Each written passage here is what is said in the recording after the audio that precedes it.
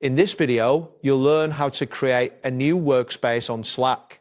This process will guide you through each step, ensuring you successfully set up your workspace for team collaboration. Begin by opening your preferred web browser. Once the browser is open, navigate to the Google homepage. You can do this by typing www.google.com into the address bar and pressing the Enter key. Next, in the Google search bar, type the word Slack and press Enter. This action will display a list of search results related to Slack. After that, locate the official Slack website from the search results. It will typically be labeled as Slack AI Work Platform and Productivity Tools, Slack. Click on this link to proceed to the Slack homepage. Once the Slack homepage loads, look for a button that says Create a New Workspace. This option is usually prominently displayed and should be easy to find. Click on it to begin the workspace creation process. At this stage, you will be prompted to enter your email address. Type your email into the designated field and ensure it is accurate, as this will be used for account verification and communication. After entering your email, find and click on the button labeled Other Opt-ins.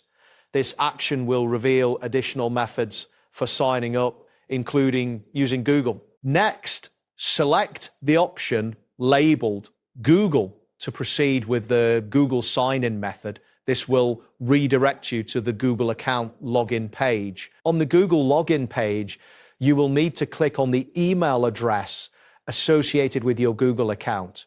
This step will authenticate your identity and allow Slack to access your Google account information. Once you select your email, click on the Continue button. This action will take you back to the Slack interface where you can finalize the workspace setup. After returning to Slack, you will see the option to create a new workspace again.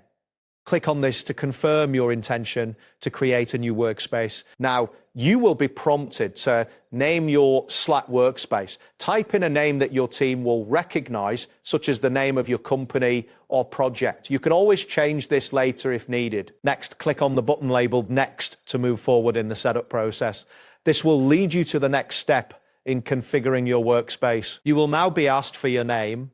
Click on the field labeled What's Your Name and enter your full name.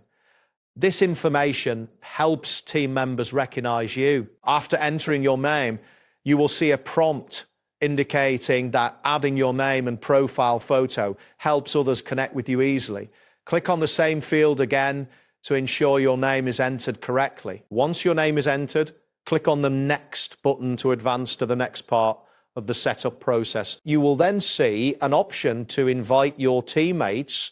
Click on the prompt labeled Invite Your Teammates to bring your collaborators into the workspace. When prompted, you can choose to add core collaborators. Click on the option indicating that Slack works better with more people. This helps build a more effective team environment.